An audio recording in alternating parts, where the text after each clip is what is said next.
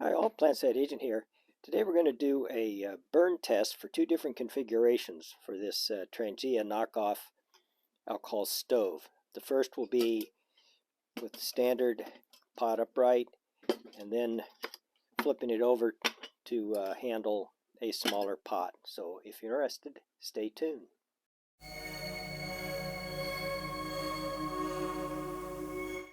Okay, let's get started. I bought a couple of these different little Trangia knockoff stove kits, which are kind of nice.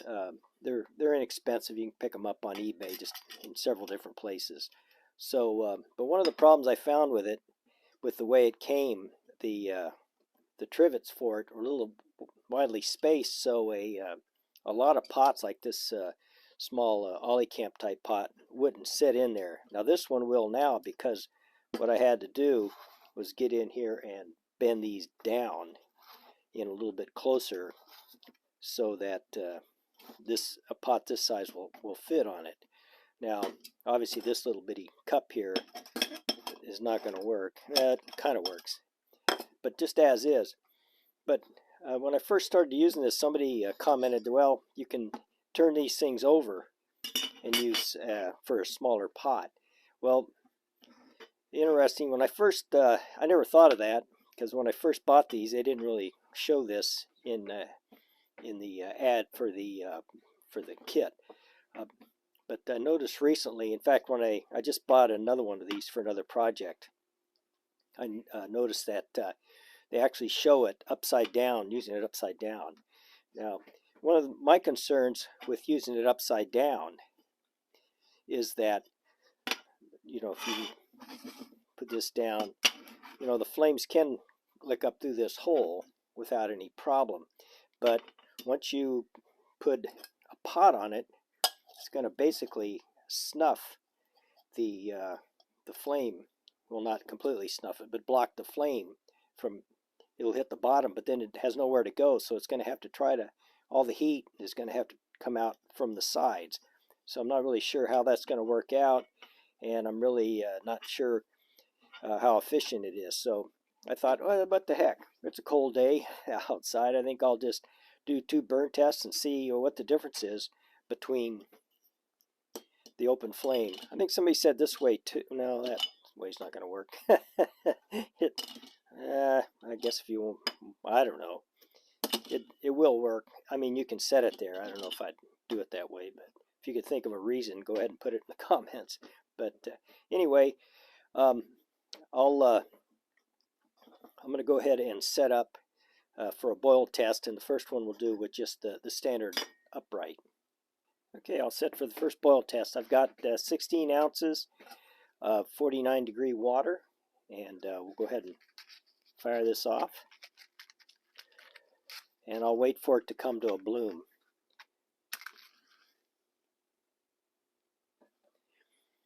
One of the things about these knockoffs, as opposed to the Trangia, is it doesn't have the wicking, so it takes a little bit longer for it to bloom than with the Trangia. But of course, sometimes they work they will work. Not quite as good, but they do work, and for the price, you really can't complain. Although some of these knockoffs, like Esbit's, they're actually more expensive than the Trangias. So I really, I'd either just get a Trangia or the cheapest one you can get. I wouldn't buy an expensive one. Okay, looks like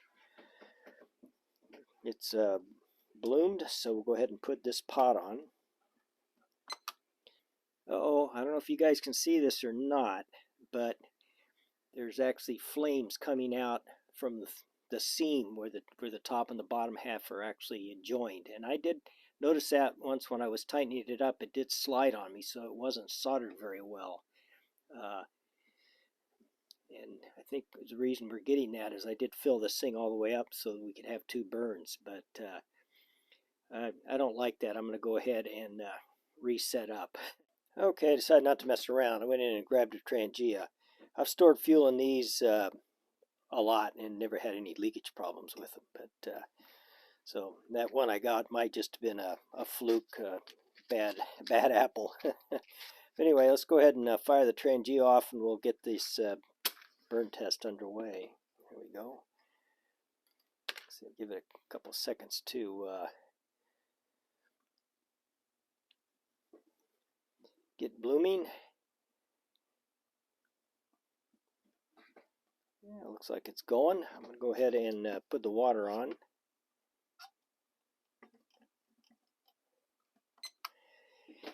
And I'll go turn the lights off and let you look at the burn pattern. There you go, humming away. Yeah, we're getting there at 210. I hear the water boiling away in there. Usually 210 is probably good enough for most cases. If you're out in the field, you wouldn't have a thermometer, you'd call it good, but we'll just go for the scientific 212. Although my tests are far from scientific. They're close. Yeah, sometimes it just won't push over to that 212. It's kind of cold out here today. About 53 here in the garage with my kerosene heater going. Don't know if it's going to go. I'm going to call it good. Let's see. I'll just say 1645. I'm getting impatient. That's a long time. I've been just sitting out here while I've had the camera off. So I'm going to go ahead and power all this down and set up for the next burn test. There it goes. Okay, 1659. There. All right, set up for the second burn. This is where we're going to put the pot stand upside down so it would handle a smaller diameter pot. I've got 16 ounces, in this case 48 degrees. Actually, it's come up a degree since I filled it from the house.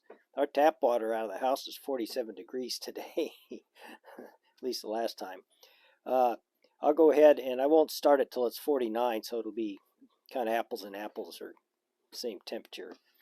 So I'm going to go ahead and fire the stove off. There it goes. I'll put the pot stand on upside down. I did put the alcohol burner on a little piece of foil covered foam pad so it wasn't sitting on the this cold piece of tile. Since the other one, it's up off, when it's the other way around, the bottom of the stove does, or the burner doesn't sit on the ground. It actually is up off a little bit when it's on these wings. So, whoop, man, it's going to town. Looks like it's burning better before, probably because the pot's a little hotter. It didn't completely cool down. So let's go ahead and put this on. So it gets to 49, I'll start the timer. There we go. And I'll go ahead and turn this off and let you look at the flame pattern when it's upside down. Okay, there's your flame pattern. You can see it's trying to escape out around the sides because it doesn't have any place else to go. So the flames are actually pushed down around where the screws on the burner are, and then it's trying to escape out the side of the pot stand. So, all right, we're getting there. 210, already 18 and a half minutes, so it's a couple minutes slower, which I figured it would be, since it's not getting quite the airflow and getting the heat up and around the pot. I'll go ahead and let this thing run out. Maybe we'll get 212. There's 211. It's about the time I quit. Was going to quit the last time. Whoops, dropped back a degree. Well, maybe I'll just cheat like last time. I mean, it's close enough for comparison. I wouldn't go to the bank or to trial with these kind of numbers. But yeah, I'll just say 1930 unless it goes off here in a second. Okay, I'm going to go ahead and shut everything down, and then we'll just kind of summarize. Here's a problem you will have when you use this upside down is removing it so you can get the snuffer on it. You can see that's quite a flame coming out of there. So let's go ahead and pull this off and drop this on. There we go. Okay, let's go ahead and summarize and wrap this up.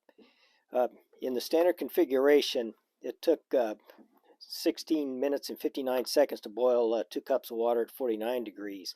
Now when we flipped it over so we could put a smaller pot on, or for that configuration, it is quite a bit slower. It took 19 minutes and 30 seconds. In fact, after I shut it down, I let it boil a little bit longer. Never did really come to 212, but close enough. It was boiling like crazy.